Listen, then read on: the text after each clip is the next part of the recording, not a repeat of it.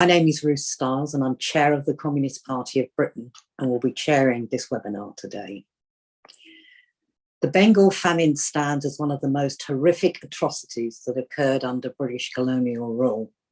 From 1943 to 1944, more than 3 million Indians died of starvation and malnutrition, and millions more fell into crushing, abject poverty. For many years, the British blamed the weather and food shortages for the famine, as if it were an unavoidable natural disaster. Today, most researchers agree the famine was human-made, and British policy at the time was to reduce consumption of the Indian poor to make resources available to British and American troops. To help us discuss this devastating event and unravel the truths, we have here with us today Comrade Mohammed Salim from the Communist Party of India Marxist. Welcome, Comrade Salim. And Comrade Sharia bin Ali from the Bangladeshi Workers' Council. The speakers will address us for 15 minutes each. Once they have spoken, you will have an opportunity to ask questions. If you wish to ask a question or make a contribution, can you please put it in the Q&A, and I will put the questions to the speakers and read out any contributions. Please try and keep them relatively short. So I'll now invite Comrade Mohammed Salim from the CPI Marxist India to speak. Thank you, Comrade Salim. Thank you. My gratitude to the CPB and the organizers to invite for the invitation extended to me and the opportunity given. As you rightly pointed out, Madam Chair, that the 1943 Bengal famine and the aftermaths was the man-made. Precisely speaking, at that point of time, from London and London Majlis, they published a pamphlet. The article written by none other than Jyoti Bose. At that time, he used to write Jyoti Bose, not Jyoti Basu. And the nomenclature was the man-made famine in 1943. It's a crime, organized crime against humanity. 4 decades after Amartya Sen, he wrote, pointing out this hunger and malnourishment. This is not only due to the shortage or scarcity of food. Sometimes hungry people do exist when there is already plenty of foods available, but their buying capacity is not there because of the low income. And in Bengal famine, we found that since the colonial rule was there, war was there, so it's not because of war only. Only war crystallized the situation. But the question of power, empowerment, and disempowerment during this colonial regime, that's very important. The crisis was there. The war only augmented the situation. And the callousness and the deliberate attempt for doing something which was not necessary and not doing something which was very essential at that point of time by the Churchill government, none other than the then Prime Minister, Mr. Churchill. I squarely put this blame. So it was absolutely man-made, as you have pointed out. Secondly, we have found that during war in the Eastern Front, for the requirements of the British troops, as well as for allowing these hoardings, those in this country, the supplementary associates of the British Empire, they are also to be blamed, because for the fear of Japanese attack, which was never so, when Japan already took over Burma, now Myanmar. So out of fear or whatever, maybe lack of planning, they destroyed all mode of communications, motor vehicles, boats in thousands, and took away the foods from the districts. So Calcutta did not suffer that much, but hundreds and thousands of people, now Bangladesh, earlier East Bengal, and other parts of Bengal, that is West Bengal, a part of India now. People died in numbers, in huge numbers. In fact, in some of the articles, it was mentioned the vultures in Bengal got too fat to take flight. On the other hand, as you rightly pointed out, hunger and then related disease, which continued for several years then. The caste question, the class question there. Those who are at the receiving ends, they are already poverty stricken from low income groups. So whatever control machinery was established by the colonial rule, it was in and around Calcutta. Targeting is now when we listen this targeted public distribution system, so that time also it was targeted. Secondly, it was the memory of famine was sought to be erased. Even at that point of time, whatever the size of the Communist Party of India, the then undivided Communist Party was there, they tried hard. That was the time when culturally, socially, and politically the issue was taken up. Relief organization was there. That is the time when Anti-Fascist Writers Association, Progressive Writers Association, IPTA was formed. They took this message across the country. They traveled to the northern part and western part, collected money. The government, the British government, the then British government refused to send food, even though some of other countries tried, requested, but Churchill government refused. Still we are grateful. The Punjab farmers, they responded. They sent food. And Langar Khana was established. Distribution of food outlets were made in Bengal, in and around Calcutta, by the communist workers, leftist workers. But that was not enough. Even now, during Corona time, we have seen how the migrant workers, how the small time operators in various small groups, in low-income groups, they were let to fend themselves. The government did nothing. So the Red Volunteers we formed. That's the legacy of this 43 famine and the response of the left. So the then Communist Party obtained, the freedom fighters and the left activists and many cultural personalities.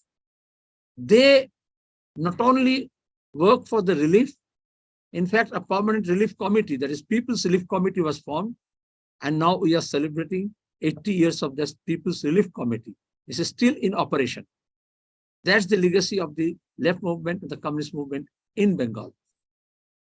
That time, Comrade Muzaffar Ahmad, who took the lead, was the founder of this communist movement in Bengal, and he was the pioneer in this People's Relief Committee. We still continue with that. But most important is, on the one hand, when the colonial ruler and the class that rule post-independent India, they tried to erase the memory of the famine, because the famine was the last undivided Bengals and Bengalis institutionalized memory, common pain. But since partition, so the ruling class and their politics and the mainland media, they often talk about 46 riots, about division of Bengal, partition, and migration. But they hardly mention this famine, because that will revive that once we were united. We suffered a lot during colonial rule collectively. So this, I'm thankful because we have a representative from Bangladesh Workers' Council. So it was the collective and joint, united pain and sufferings.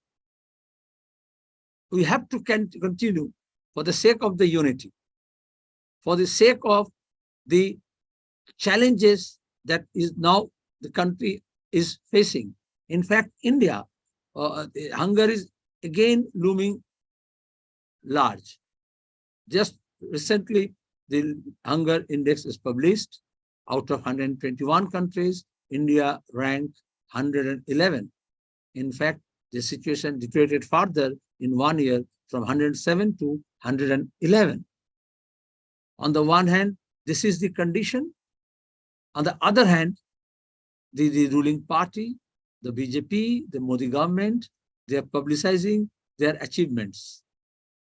But we have to take this cause so that the famine do not recur. The lack of food and malnourishment can be taken up as a political challenge. So it's a question of societal attitude, economic condition, and empowering the powerless, voiceless, lending their voice. The communist-led culture organization, literary movement, painters, they did enormous work. They gave birth to a new kind of protest literature and art forms. Chitta Prasad, Zainul Abidin, their paintings that talk about, and that British regime, they seized the paintings of Chitta Prasad. We have songs.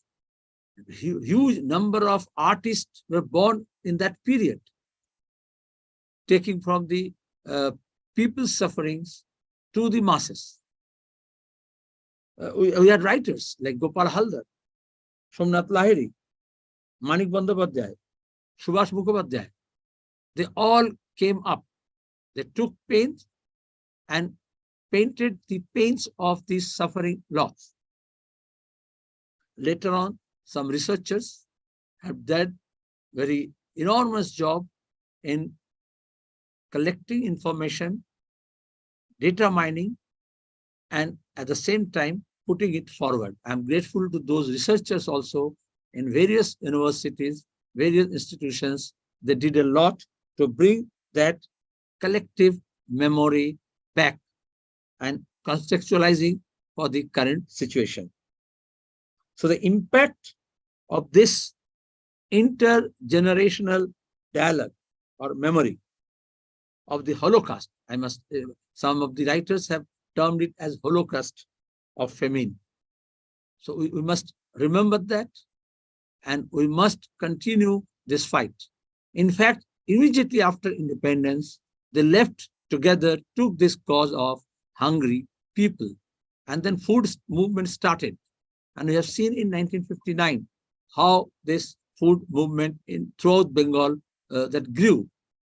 80 people were killed in the streets of Calcutta who came from the rural Bengal asking for food. And this was not because of bomb or firing. It was just beaten by lathis, cane. 80 people. And next day, 2 more students, 2 more other people, and altogether more than 84 people were killed. Every 31st August, we observe as the Martyrs' Day of Food Movement. And in fact, this food movement, and earlier that relief work, and that cultural battle, which helped the left to grow in Bengal, had this mooring. Once again, we have to strengthen this left movement and take up this cause and revive that memory where people fought together unitedly. And at the same time, the apathy of the ruling class, not only the colonial, but here also. Now this BJP finds Shyama Prasad Mukherjee as their newfound icon. But at that point of time, Shyama Prasad Mukherjee was in the helm of affairs. So the hoarders, the black marketeers, those who trade off this famine situation for their profits, they were patronized by a section of the ruling class. And then the communal riots which took place immediately after, it has a link. As the famine has a link with the war, similarly, the aftermath of the famine is that communal riots, because during relief operation from the government side, whatever they did, the Vishwa Hindu Parishad and the Muslim League at that point of time, they sought to divide the population. So when the sufferings was together, united, the divisive politics, they tried to exploit the situation and forge a line of difference on the basis of religion. That also we have to remember. I think more we can talk when some questions, some people ask the questions, we can go to more specifics after listening the other panelists. Thank you. Thank you, Comrade Salim. Very interesting. I certainly learned some things I didn't know. That was very helpful and very educational. Before I bring our second speaker in, I just want to remind people you can put questions in the Q&A box or short contributions. And after our next speaker has spoken, I will then take those and put them to the panel, who will then respond. I'm hoping you will take part in this way to enrich our understanding of this extremely important event.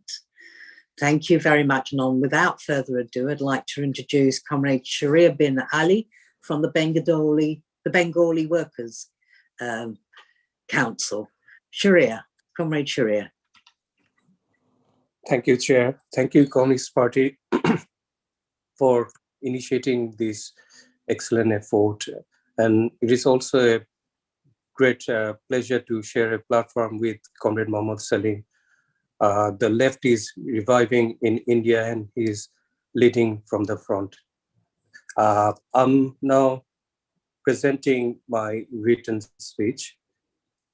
The standard and mainstream view that dominated the study of famines propagated the proposition that these occurred due to shortage of crop production. The blame was laid squarely on nature and the shoulder of peasants. The question of colonial or imperialist force being involved was never raised. The reason for people dying due to famine lay squarely on the inability of a country or the society to produce and distribute enough food for its citizens. Amartya Sen, in his celebrated treatise on famine, for which he was awarded the Nobel Prize in Economics, comprehensively demolished this view.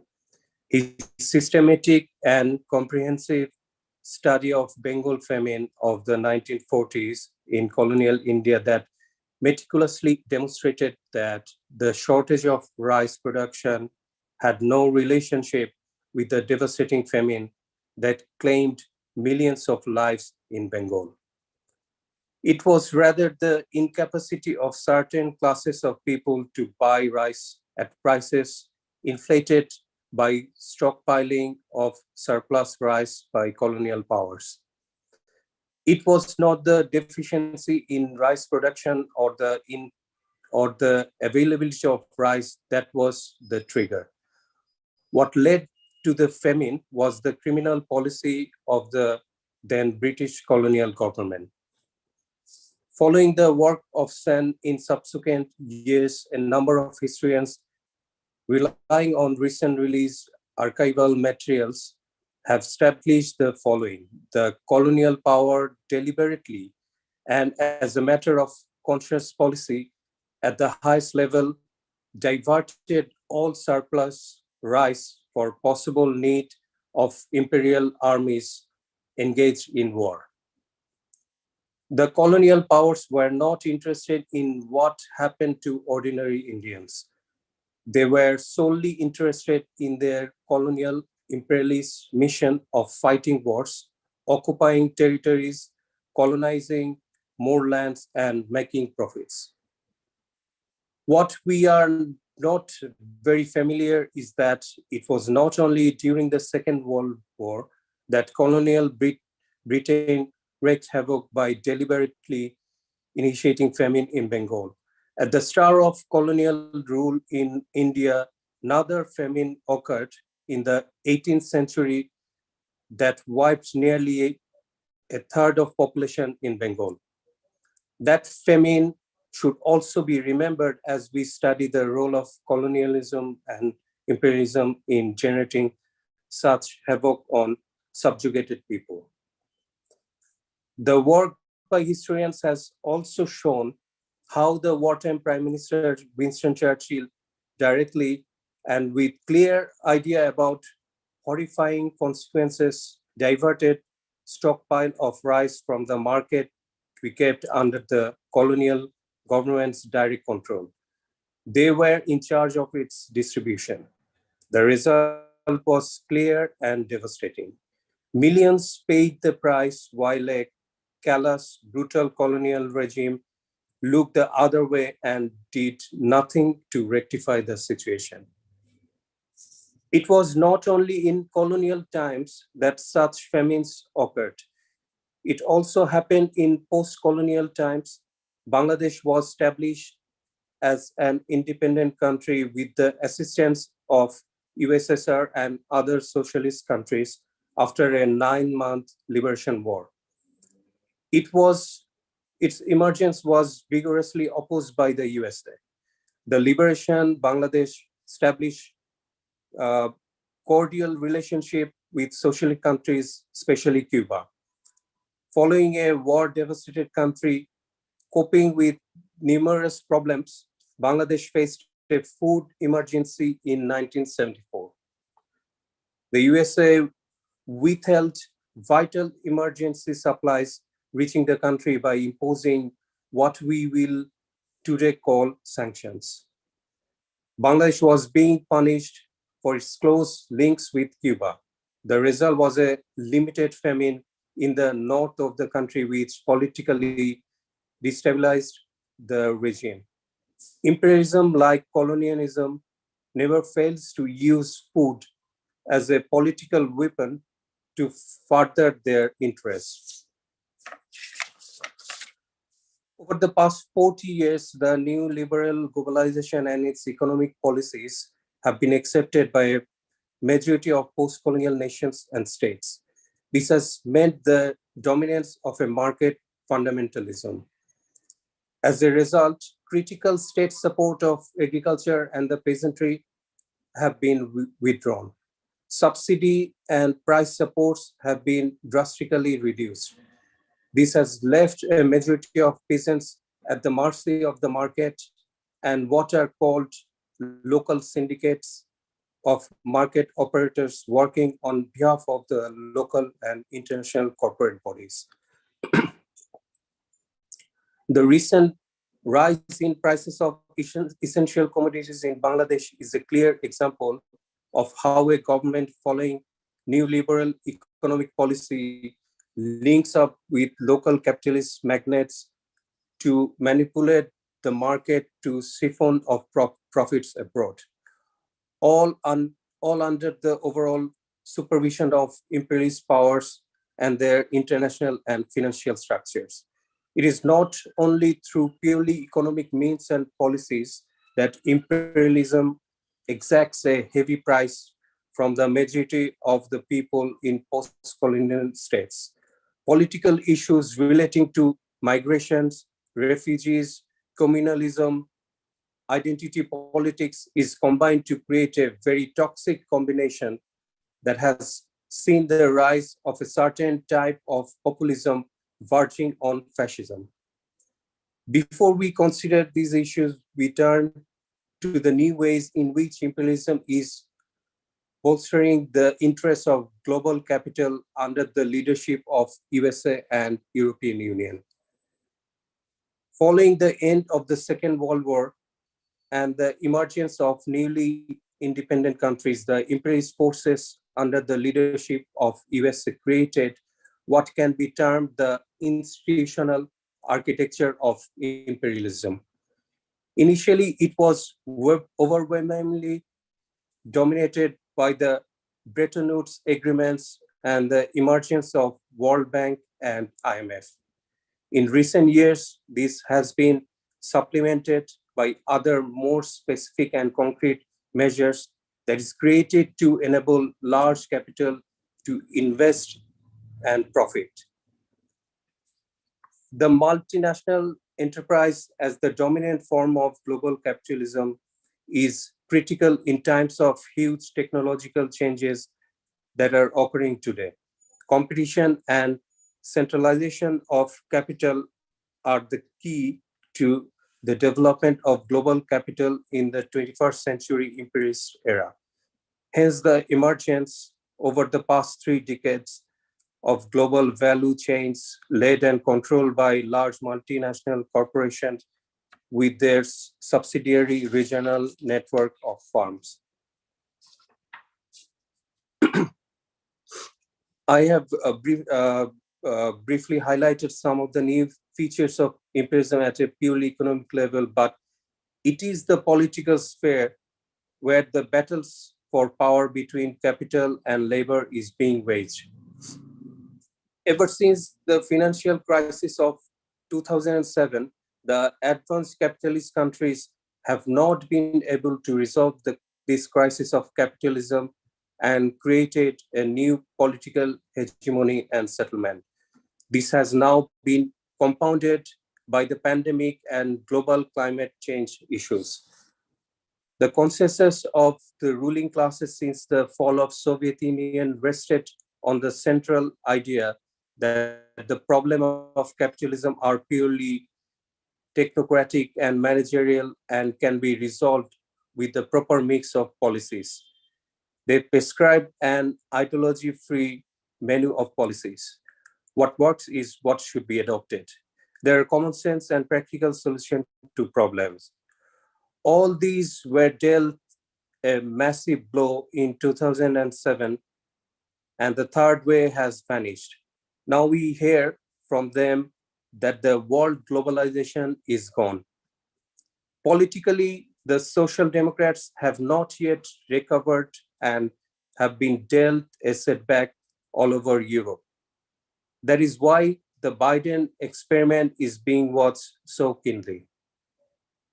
Into this political vacuum, the far right has moved in, and the Johnson and Trump experiment are disastrous examples of their time in power. But all over Europe, they're massing their forces. AfD in Germany, Le Pen in France, Orban in Hungary, Vox in Spain, and others. Their populism and jingoism points to a simple solution to a complex problem. The enemy is other. Migrants, refugees, Jews, Muslims, and others. As in the 1930s, fascism is on the horizon in post-colonial countries. We also see evidence of this. Modi's India and Erdogan's Turkey are prime examples. Over the past 2 decades, the left had mixed success in attempting to create an alternative. Advances in Greece and Spain were made, which had suffered a later setback. The movement around Corbyn and Saunders have generated the spread of progressive ideas among the newer generations. Also, the left, including communists, have been involved in coalition governments in Portugal and Spain. The strength and continued relevance of the left is demonstrated by their analysis of the capitalist crisis and the articulation of alternative policies which are being adopted by social democrats and even by some on the right. But the breakthrough has not happened because of a failure at a strategic level to create a politics that wins the majority of the working class and the 99%. I feel this has happened because of the emergence and at the time, the dominance of identity politics and the presence of single issue campaigns. Additionally, the left has difficulties in dealing with issues around nation, nationalism, and nation state. In spite of such limitations, we have to advocate a consistent class position around mobilizing the working class, developing trade union struggles, building anti-fascist alliances and establishing a broad coalition for peace. This is a tall order, and we need to be creative, realistic, and uncompromising in our endeavors. Thanks for listening. Thank you, Comrade Churia, for a valued contribution to our discussion. I'll remind folks again, if you have anything you wish to say or you wish to ask a question, please put it in the Q&A.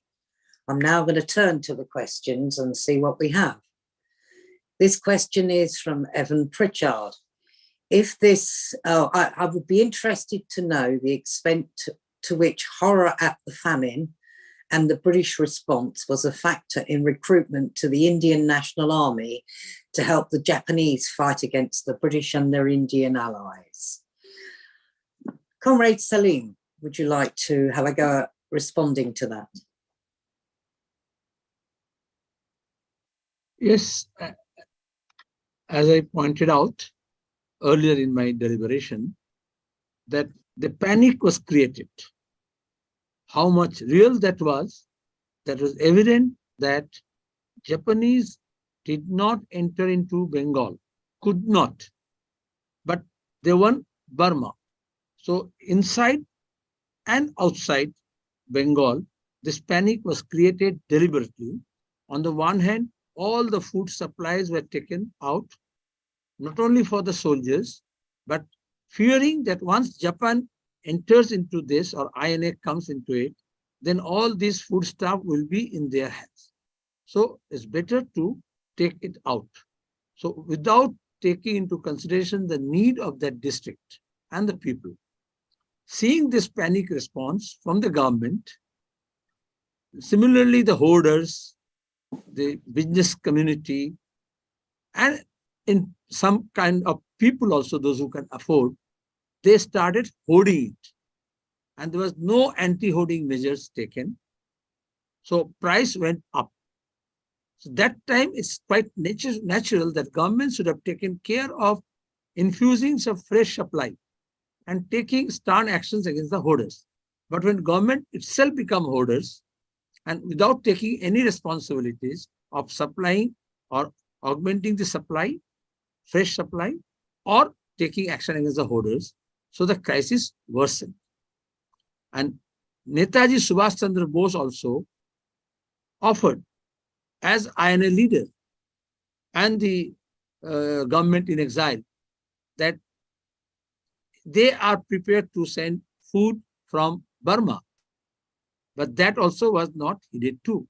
Even Australia, Canada, they also were agreed to send.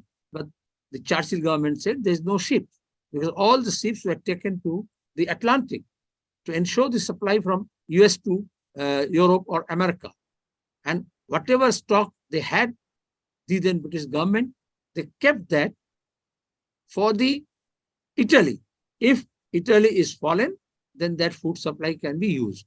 So this is not only criminal negligence, but a criminal conspiracy on the part of the colonial government at that time. Thank you, Comrade Salim. Comrade Churia.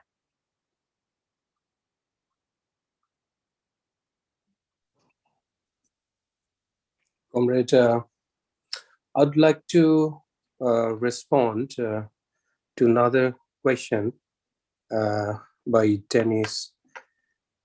He says... let me read the question out and then I'll come to you then if you want to do it that way. That's not a problem. There's a question from Denise Taylor. How has global climate change been used as a further means to keep the peoples of Bengal and Bangladesh subservient to both capitalism and the ruling class? And has it brought yet further poverty and hunger? Sorry, Comrade Churia. Thanks, Chair. We know the greed of the capitalist society, their deeds and their actions that cause the climate change and the global warming. And Bangladesh is one of the sufferers of this climate change. And uh, whenever Bangladesh asks for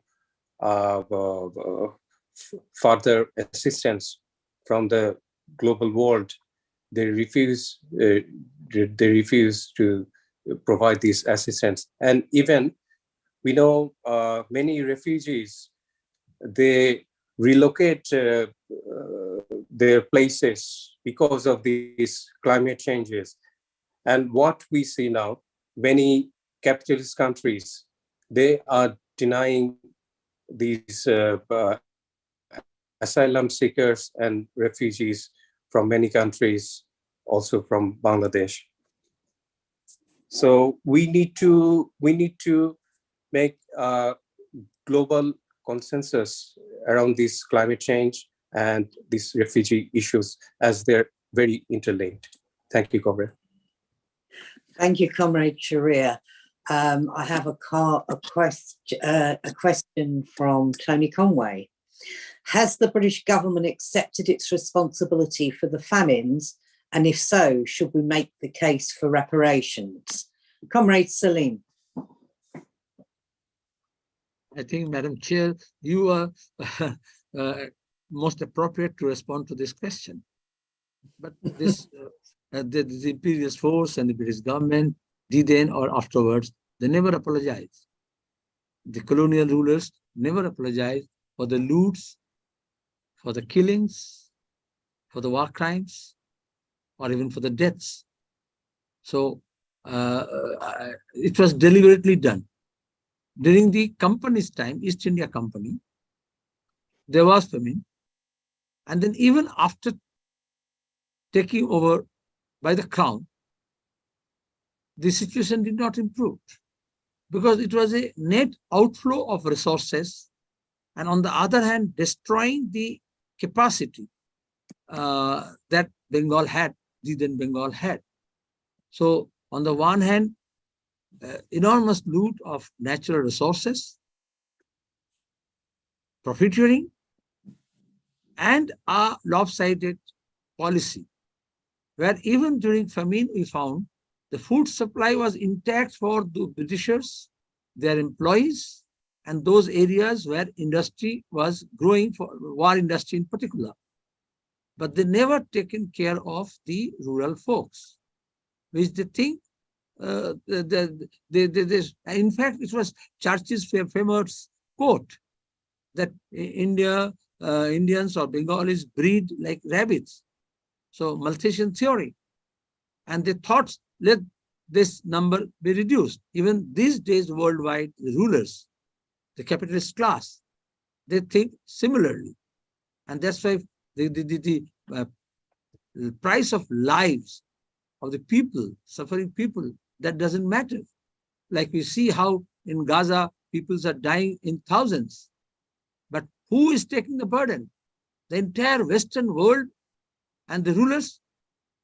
They stood firmly with the Israelis, Zionists, the killers, because the black lives does not matter. The Asian lives does not matter. The Bengalis' life did not matter. Thank you, Comrade Salim. Comrade Sharia, do you want to comment on this question? I think in British curriculum, the colonial history should be included. And there's a campaign going on for the justice of Jallianwala Bagh massacre. And many MPs and many politicians, trade unions, they registered their support in this campaign. I think we should broaden this anti-colonial solidarity campaign among the left and trade union movements in Britain and other countries, and we should pressurize the British government so that they acknowledge these issues and they put the colonial history in the curriculum. Thank you. Thank you, Comrade Sharia. And I just want to With the say, permission of the chair, may I add one sentence too? yes, on go this? on, Comrade Salim. Because the whole theory is people like us and people not like us. So the imperialists, the rulers, they think these people as migrants, as brown and black people, they are not people like us. So only they think it's appropriate for them to take care of those who are people like us and those who are not like us. That's the othering. That's the difference.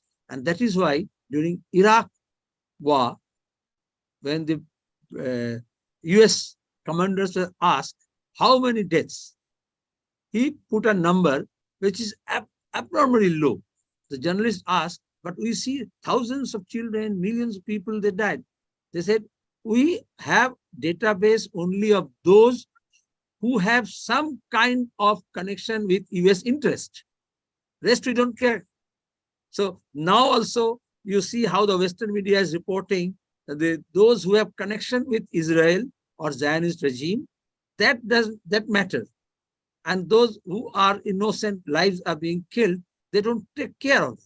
So this is the solidarity which can make them feel, and people from east or west, they must come together that all lives matter. Thank you, Comrade Salim. Just to say, from my point of view as chair of the Communist Party, for those of us in the belly of the beast, in the heart of the British web across the world and the Western powers, I think we have a duty to fight for, one, an apology, and two, for fair reparations for all of those who have been affected by British or American imperialism and the period of British colonialism. And yes, Comrade Sharia makes a very important point about our children are not taught about what is the truth about our colonial history. And that's another area which those of us on the left and in the Communist Party must make sure is a pressure point. So thank you very much for that question. I hope that you've had some response to it. I'm going to put another question to our panelists. First of all, to Comrade Salim. This is from David Horsley, who thanks both speakers. Could Comrade Salim tell us more about the efforts of the Communist Party of India during the famine period, combating the colonial government and helping people suffering from the famine? Comrade Salim. The question is about the role of the Communist Party at that point of time? Yes, I believe so, yes. During the famine period. Yes. So the Communist Party, with its limited influence at that point of time, they put their entire resources, whatever they had in their command. And it's not only that, in fact, those who were not communists, but have some connections from a humanist approach, from a socialist approach, and those who are fighting for the freedom. So all those people were connected, collected. Mainly peasant movement and the culture movement took a lead. And they organized solidarity movement and campaign throughout the country. As I pointed out, the artists folks, they traveled North India and western part to Mumbai, now Mumbai, that time Bombay. All those people, mainly people like Uday Shankar and other who were in the film industry, they helped and connected other people. So peasant movement in Punjab, they helped, and this kind of solidarity actions were there, and thousands of canteens, we say in Punjab is Langar Khana, with the help of the Punjab peasants, were opened by the communists. That legacy I told about, this is the pride position that we had, and the new generation during Corona, we found the same kind of activities by the Red Volunteers, where still these canteens are being operated for all those migrant workers who were left to the large. So this is a legacy. Then it's not only hunger, but hunger gave rise to so many diseases. So there was epidemics, disease. So the People's Relief Committee was formed. Hardly there were 2-3 communist workers and activists, but rest were collected from other sides.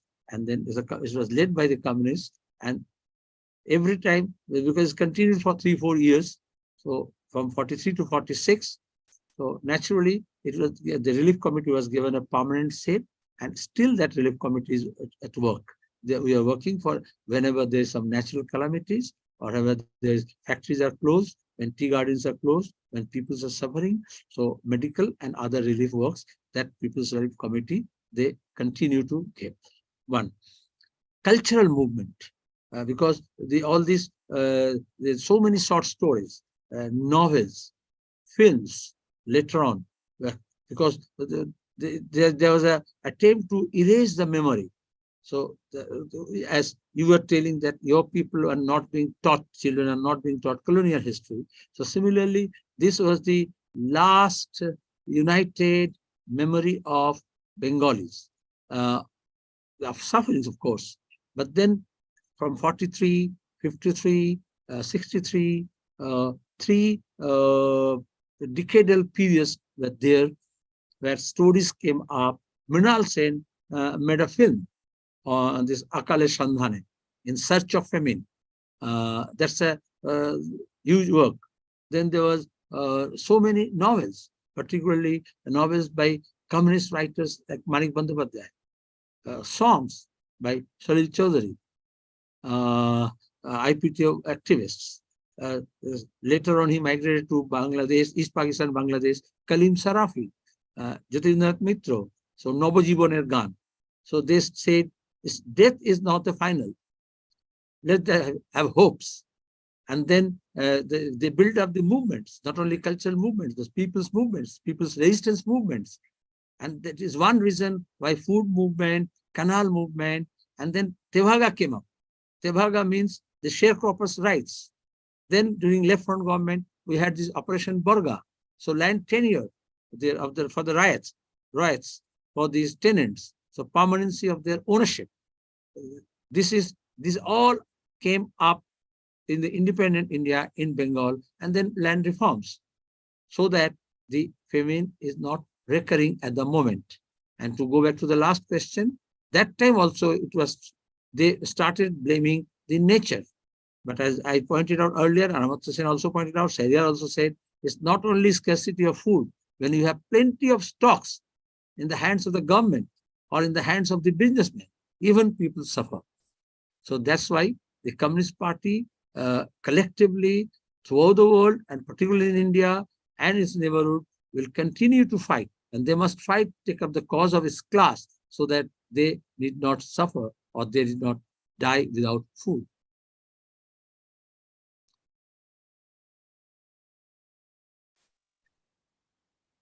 You're muted, Ruth. Apologies, I was muted. Can you confirm that some of the books you referred to and the films are in English?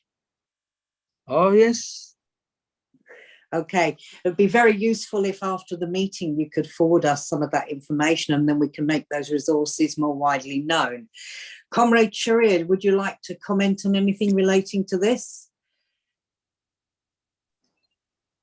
Or would you like to deal with another question?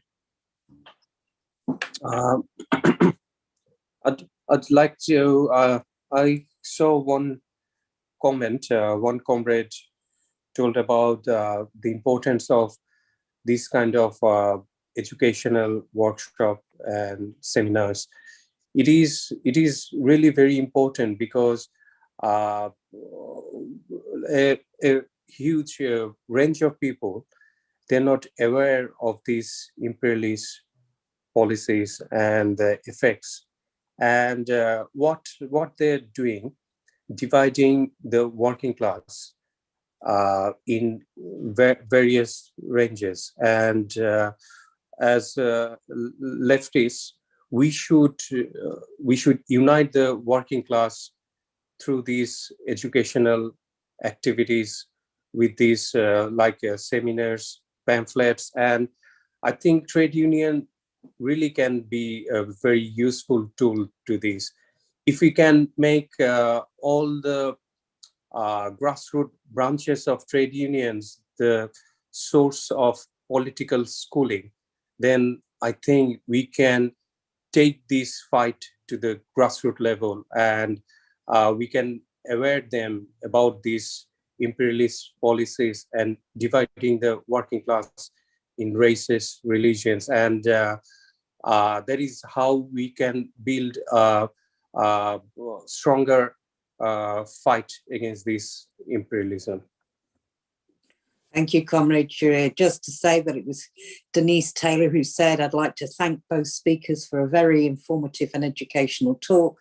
I've learned a lot today, and it is very true that education at all levels, not just in schools, but through our trade unions and collective groups, is incredibly important.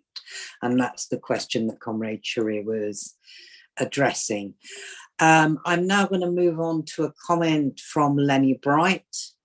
I know that British national chauvinists often use the excuse that there was a war, yet the Japanese occupied only Manipur, which was about as far away from where the famine was, as Germany is from England, to the area the Japanese occupied, Azad Hind.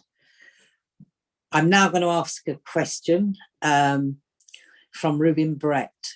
Could you say more on the relationship of current Hindutva, I always trip over this word, sorry, politics within India to this history and British colonialism generally? To what extent does historical education help to combat the far right? Comrade Salim.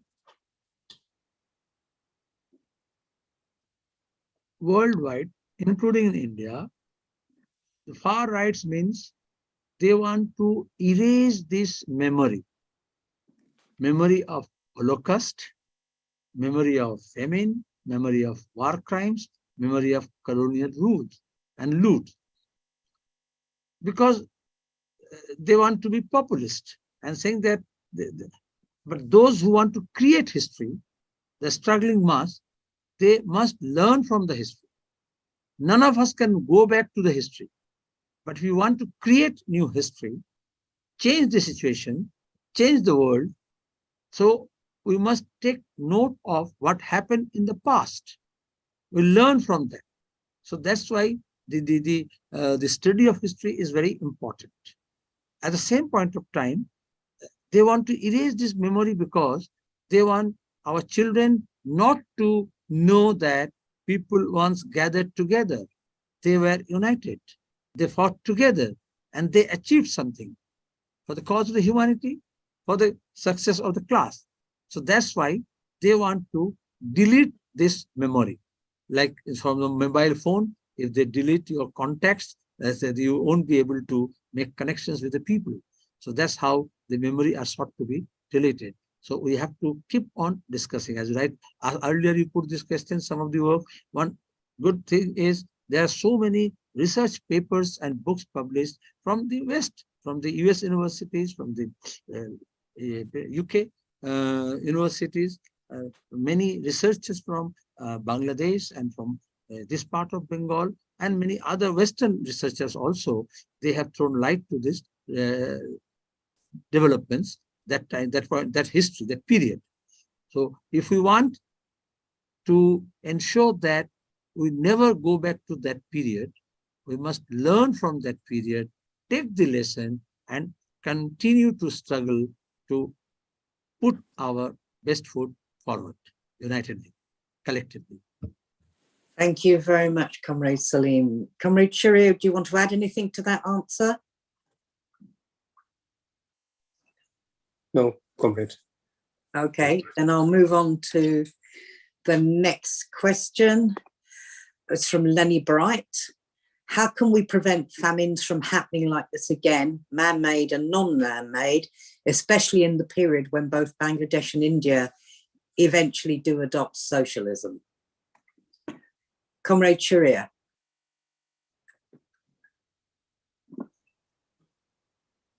Comrade, socialism, our dream, and it's a dream we can achieve in our lifetime, so that we can redistribute the wealth among our people, we can grow together, we can live together, we can write song together, we can sing together. And whenever we can establish a socialist society, we can stop this imperialist aggression to our society. And our people can run the society, and they can stop this kind of repetition of history that happened in 1940s and other times. And so that's very important, to build a socialist movement and strengthen this movement in developing country like Bangladesh. Thank you very much, Comrade Peer. That was very helpful. Comrade Salim, would you like to add anything to that answer? Yes, it's a question of public policy. The policy for the sake of the people or for the sake of profit. That's the major question.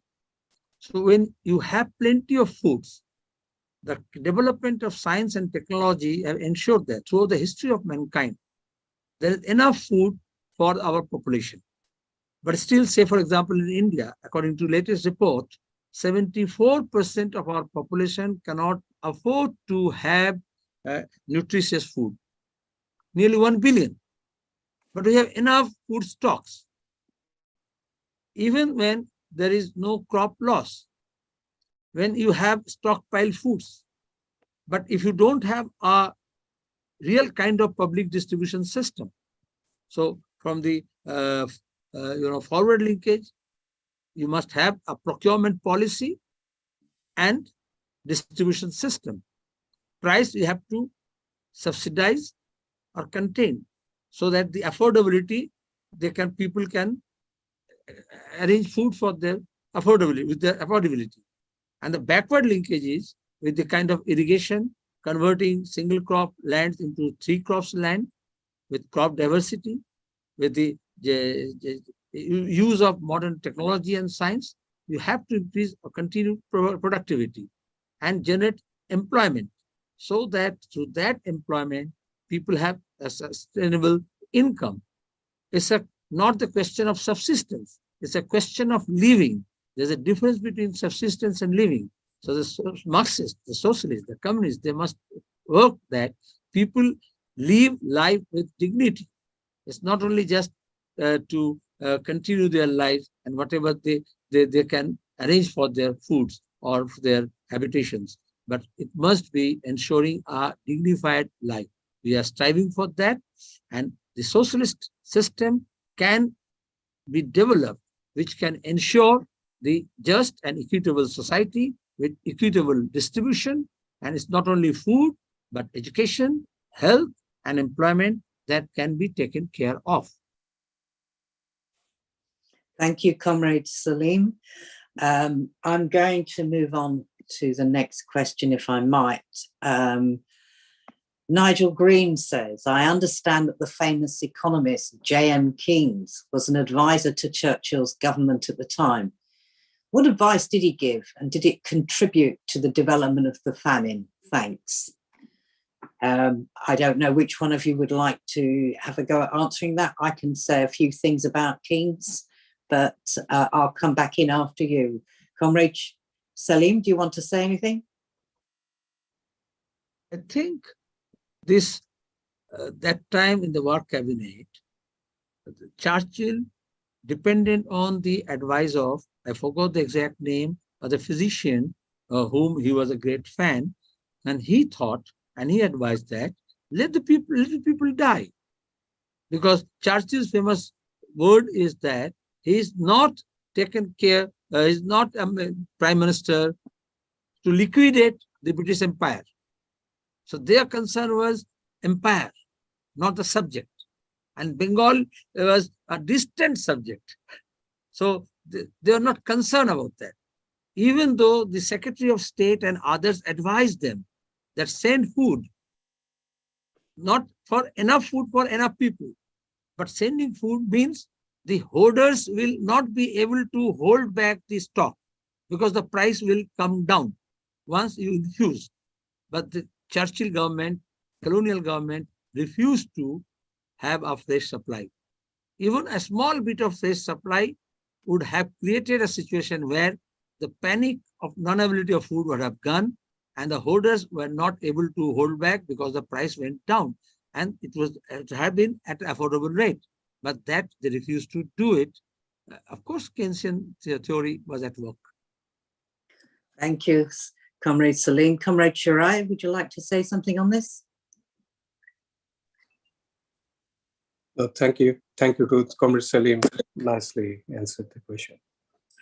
Okay, I'll say a few things about Keynes, if I might. He was a very controversial figure.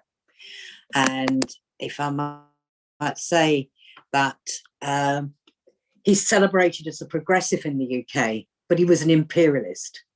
And he promoted the narrative of a white man's burden to rule over subject races for their own good. He was actively involved in governing colonial India and condemned the Indian Revolt of 1857.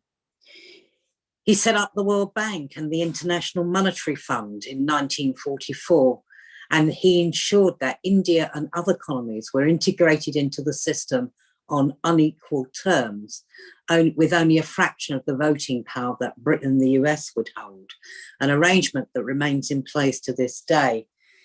There is research by a guy called Patnick, who adds to this picture by revealing his role in perpetrating the Bengal famine. And obviously that is a crime that still needs to be confronted. But those of you who talk about Keynesian economic policies need to remember the real history of what took place there and how colonialism and imperialism has played a role in shaping not just the UK, but across the world. It's very important. Okay, if I then move on, I have got a question from two people raised this about, can you explain the role of the Indian People's Theatre Association in people's resistance during the Bengal famine? Comrade Sharia, would you like to comment on this?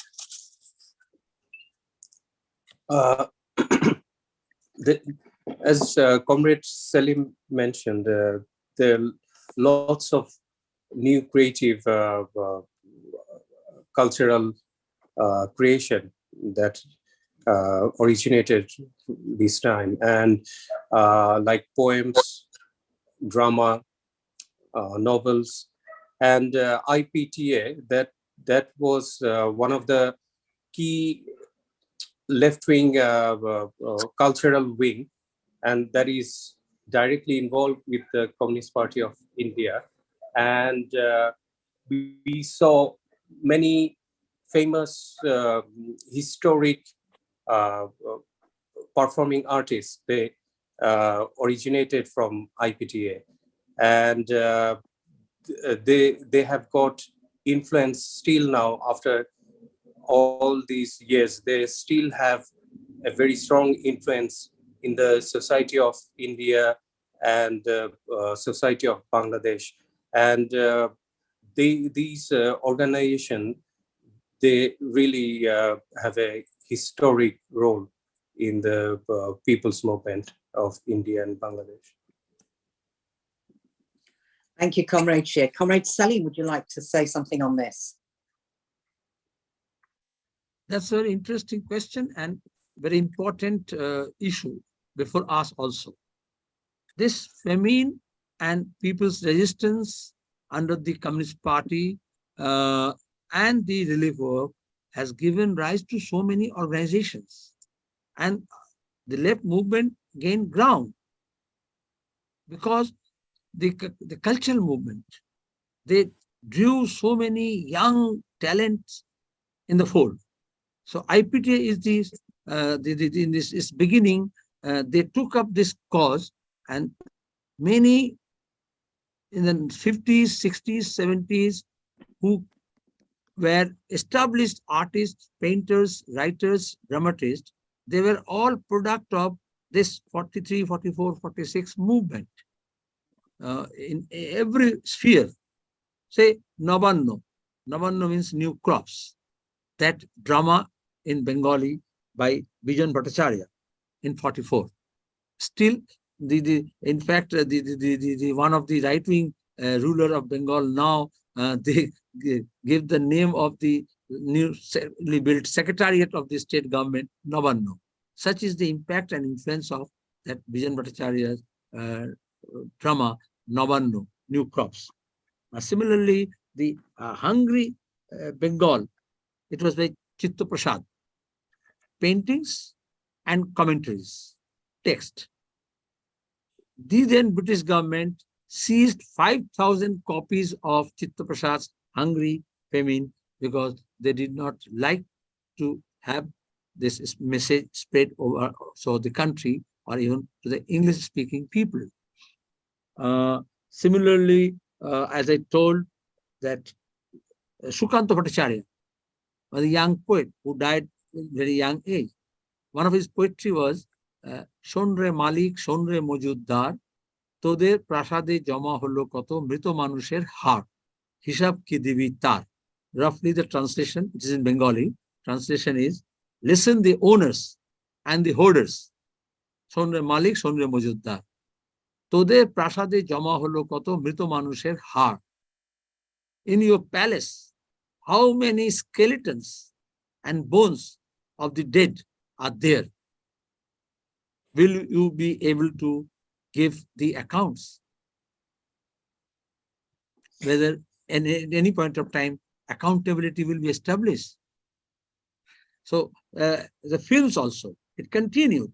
Even till 1971, the films were made on this subject, on the short stories written by various writers of the Marxist writers at that point of time. And post-43, post-independence, it's a series of write-ups. And even if you go to the books and texts produced by these progressive writers, still they serve as the basic material, primary source.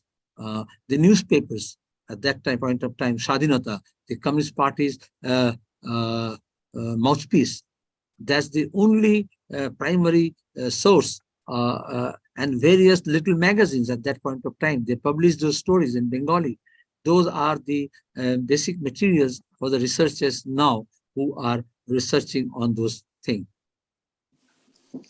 Thank you, Comrade Salim. And it's a timely reminder, comrades and friends, that the central role that working class culture must play in our politics, and we sometimes forget this. You can send a message with a cartoon or with a play or with a range of other things. You can do all kinds of things that will be more difficult in words. So I think that there's a lesson from history that we must relearn and reuse in today's politics. I have a comment from Evan Pritchard. The famine took place as the USSR was fighting for its survival in a de facto international popular front, not only with the people of Britain and the USA, but with British and US imperialist governments. A correct policy supported by the communists in India, Britain and the USA. However, the famine we are discussing and the British response demonstrates that imperialism did not stop being imperialism. With all the racism involved because of that alliance, Churchill infamously commenting on the famine, asked, "Why hasn't Gandhi died yet?" And I think that's an interesting comment. I have a further question here. Can you explain the role of women comrades from MARC and their movements during the Bengal famine? Comrade Sharia, would you like to respond to that? I think I would take Comrade Salim's assistance in this question. Okay, Comrade Salim. Will you please repeat the question? The question is, can you explain the role of women comrades from MARC and their movements during the Bengal famine? Oh, yes. In fact, the women organization under the banner of the left and the communists came up only during that period. That time, the women comrades, they formed in these women self-defense committees. And they worked hard, went to the streets, lanes, bylanes, slums, and the working class populations. And they were the ray of hopes. Many women leaders who came up in the post-independent India among the left brigade, they are all products of that period's women struggle and movement, which was working in solidarity with the suffering lots. Thank you, Comrade Salim. Comrade Shearer, is there anything you want to add, or are you happy with that response? No, it's have been dealt nicely by Comrade Salim. Okay, I'd just like to perhaps ask something here, which is the huge farmer strike in India that happened not all that long ago linked to the history of famine, and if so, how? I'd like to invite Comrade Salim to respond. As I rightly pointed out, in northern India and now the whole of India, the farmers are termed as Annadata, the food givers. So it's a tradition, particularly of Bengal, Bihar, Uttar Pradesh, northern part of India, and Punjab in particular. The farmers are organized and they have to struggle for their existence. Even now, even after so-called Green Revolution, and at least in the statutes, land reforms, the farmers are suffering. Not only the poor farmers, but even the rich farmers, because the government procurement machinery they put down. So Food Corporation of India used to procure food. So because of famine, because of war, because of the scarcity, the left struggled hard, is still struggling hard, that there must be public distribution system, there must be minimum support price, and there must be government machinery to procure foods so that the farmers need not sell in distress. But there is distress sale. The support price government promised, even now, they are not ensuring that. And the government machinery to procure food grains was handed over to Adani, or it was sought to hand it over to the big business tycoons like Adani and Ambani. That's why the three farm-related bills were introduced. So farmers came up in thousands, mainly the All India Kisan Sabha. You must have heard the name of Hannan Mullah and similar so many other leaders. Hannan Mullah was a 6-time member of parliament from Bengal. Now he is devoting entire time to organize these farmers. So more than 300 farmer organizations, communist, non-communist, leftist, non-leftist, they all came together. So that's united efforts. And mainly it's Punjab network, Punjabis network, because they are mostly dependent on those who stay back in India. They are farming community in large numbers. And it's the most fertile land. They are the Annadatas. So they organized, and first time in the history of Modi's government, because the whole campaign of the right-winger was that Modi is not going to bow down to anyone. He's so powerful. But first time, the government has to concede the demands of the farmers, though they are not implementing that, but at least there was some break. So this gave immense, hope to the people who are struggling, the workers, the youth, the students, the women. And for farmer strike in the recent period is a very important landmark development. As I told you earlier, after famine in Bengal, in the pre-independence days and immediately after post-independence days, there was huge farmers movement and agitation. One is Tebaga, there were Telangana, there were Malabar in Kerala earlier, and even post-independent India, the food movement. Now the implements for the agriculture is going high. The finance capital is controlling the food and fuel market.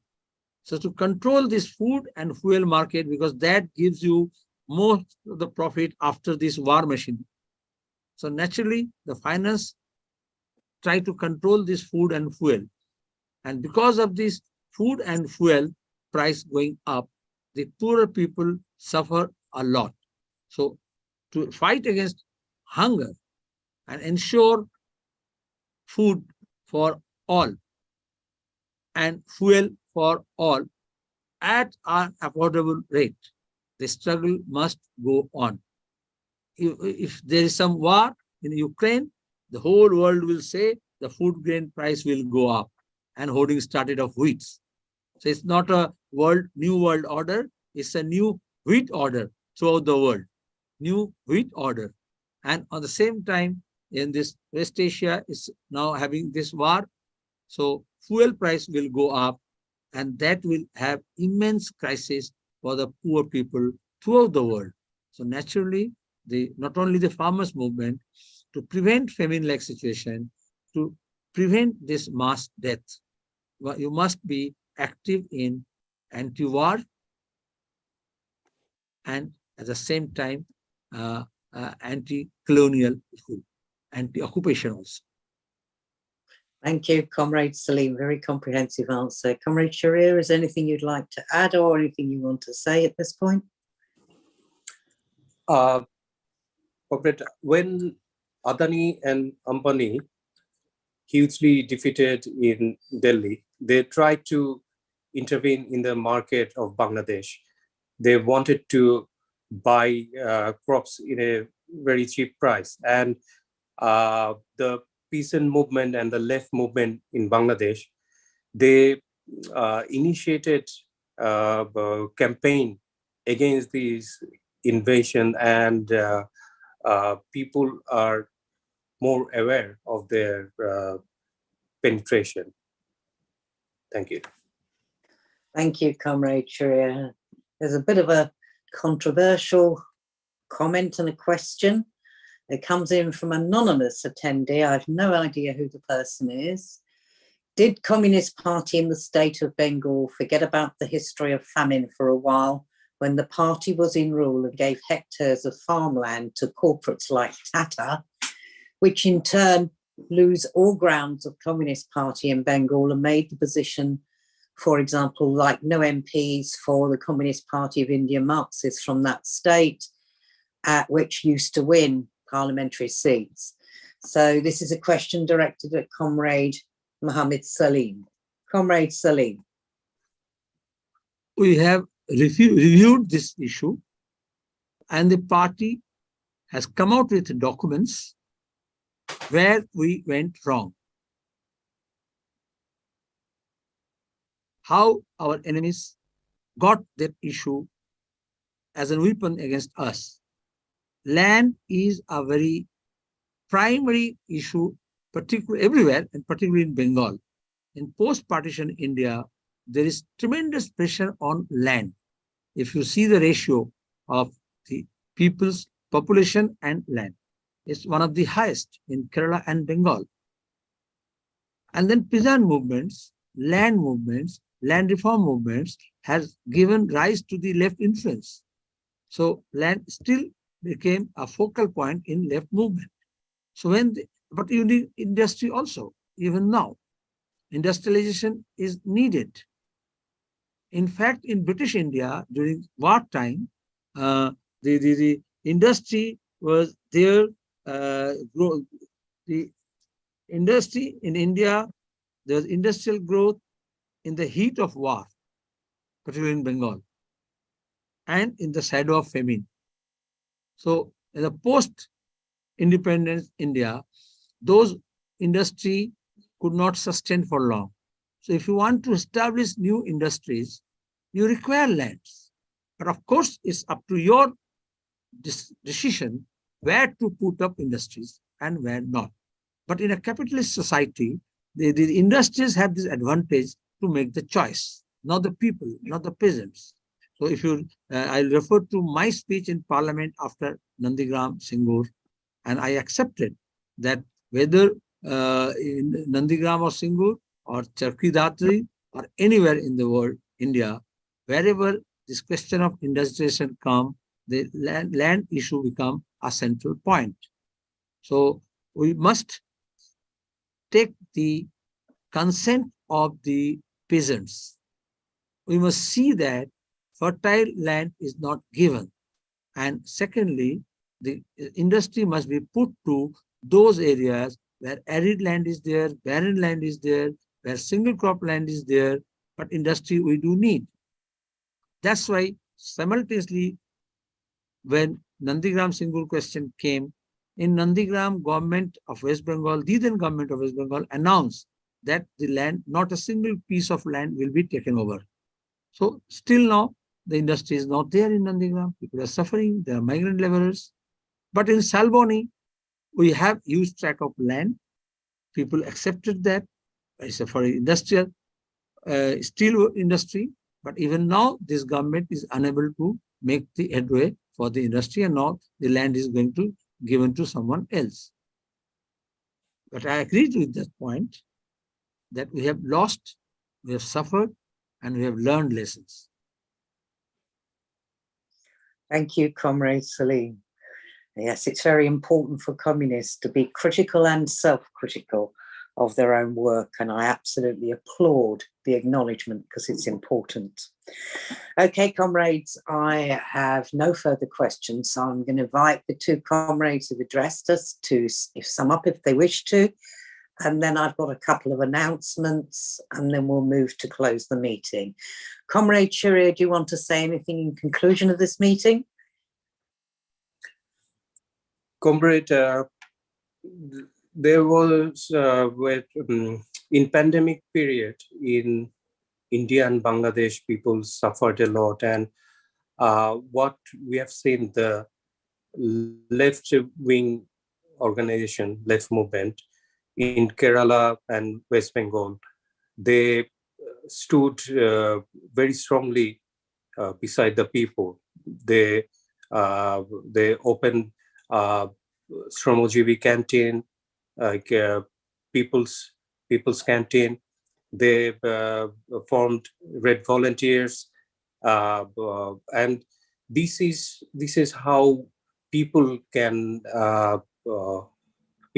stand by their people in a devastating period. And in Bangladesh as well, the leftist groups, they worked along with the struggling people.